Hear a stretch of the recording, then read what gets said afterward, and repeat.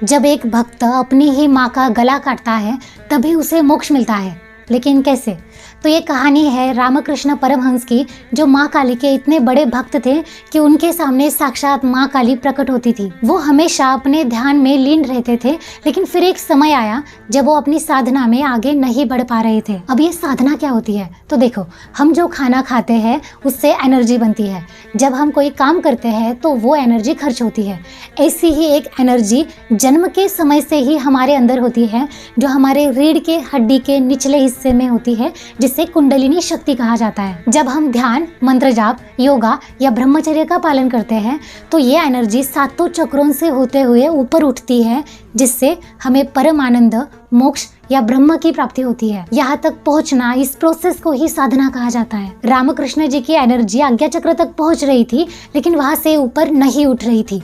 तो उनके जो गुरु थे तोतापुरी महाराज, जो एक नागा साधु थे, वो रामकृष्ण जी को समझाते हैं कि अगर तुम्हें ब्रह्म को समझना है तो तुम्हें अद्वैत वेदांत समझना पड़ेगा और उसके लिए माँ काली की छवि को नष्ट करना पड़ेगा। तो अगली बार जब तुम ध्यान करने बैठो तो ये कांच का टुकड़ा अपने पास रखो और जैसे ही ध्यान में माँ काली दिखाई दे तो इस कांच से उसका गला काट देना। रामकृष्ण कहते हैं ठीक है, लेकिन जब वो ध्यान करने बैठते हैं और उन्हें माँ काली दिखाई देती है तो वो भूल जाते हैं कि उन्हें क्या करना था और वो माँ काली के ऊपर ही ध्यान करने लगते हैं। ऐसा कई बार होता है। ये देख के तोतापुरी महाराज रामकृष्ण जी से कहते हैं कि तुम मेरे सामने बैठ के ध्यान करो।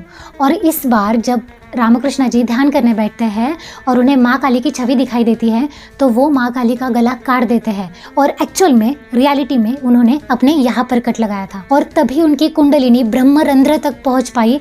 इसे ही शिव और शक्ति का मिलन कहा जाता है। रामकृष्ण जी अगले 3 दिन तक उसी समाधि अवस्था में बैठे रहे थे। मतलब रामकृष्ण जी को माँ काली का दिखना उनका इमेजिनेशन नहीं था, बल्कि उनकी एनर्जी थी। रामकृष्ण जी के ध्यान के जो अनुभव है उसके ऊपर से उन्होंने कई बुक्स लिखे हैं।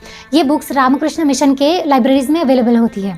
ये लाइब्रेरीज कई जगहों पर है, जैसे पुणे में दत्तनगर में है, मुंबई के खार में है। वैसे ही आपके नियर बाय लोकेशन पे कहाँ पे है ढूंढो और वहाँ पे प्लीज़ विजिट करो। वहाँ पे आपको ऑथेंटिक और पूरा स्पिरिचुअल पाथ मिलेगा।